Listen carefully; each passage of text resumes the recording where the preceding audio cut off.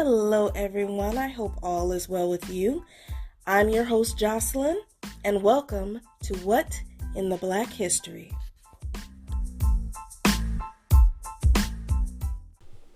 Hello and welcome back. I do hope all is well with you. This week's topic is Derrick Bell. Derrick Bell is best known for becoming the first black professor at Harvard Law School, but that distinction only scratches the surface of his achievements. Professor Bell was a staunch advocate for diversity in academia and used his platform to both challenge and examine racism. Bell was born in Pittsburgh, Pennsylvania on November 6th of 1930. Though he received a scholarship to Lincoln University, one of the two HBCUs in the state, Bell ended up at Duquesne University after being unable to get enough financial aid. He earned his degree in 1952 and received a law degree from the University of Pittsburgh School of Law in 1957. Upon graduation, Bell worked for the Department of Justice. Because of Bell's interest in racial issues, he was transferred to the Civil Rights Division. Once there, however, Bell was pressed to relinquish his membership in the National Association for the Advancement of Colored People, or the NAACP. Bell refused to quit the NAACP, and in retaliation, his superiors moved his desk into the department's hallway and reduced his docket of cases. In 1959, Bell resigned from his job and went to work for the NAACP Legal Defense Fund, or the LDF. In his time with the LDF, Bell assisted with over 300 school desegregation cases. In 1969, Bell left the NAACP to become a professor at Harvard Law School, and in 1971 became its first tenured black professor. He gave up his professorship in 1992 to protest the school's hiring practices, specifically the lack of women of color on the faculty. His protest garnered national news coverage and stirred the passions of many students.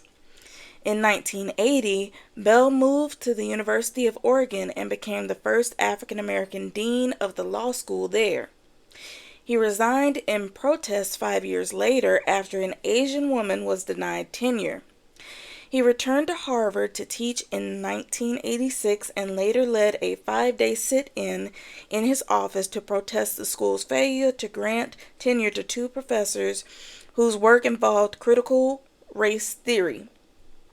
In 1990, Bell was appointed a full-time visiting professor at New York University School of Law on a permanent basis, where he continued to teach until he died in 2011.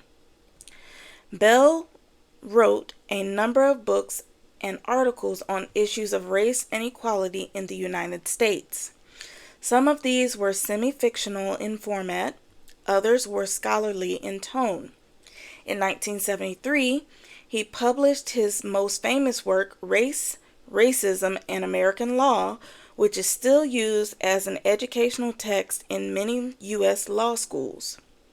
Bell saw racism as an integral, permanent, and indestructible feature of American life due to what he called the interest convergence dilemma, which posited that white people would never eliminate racism unless it was in their own self-interest to do so. He found inspiration in his fellow African Americans who struggled and survived in the face of difficult odds. And that is the end of the episode this week. I hope that you enjoyed the episode, and I hope that you'll join me next week. And until then, keep glowing and keep growing. Bye.